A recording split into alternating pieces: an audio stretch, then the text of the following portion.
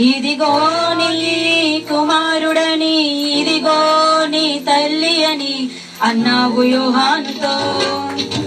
అమ్మా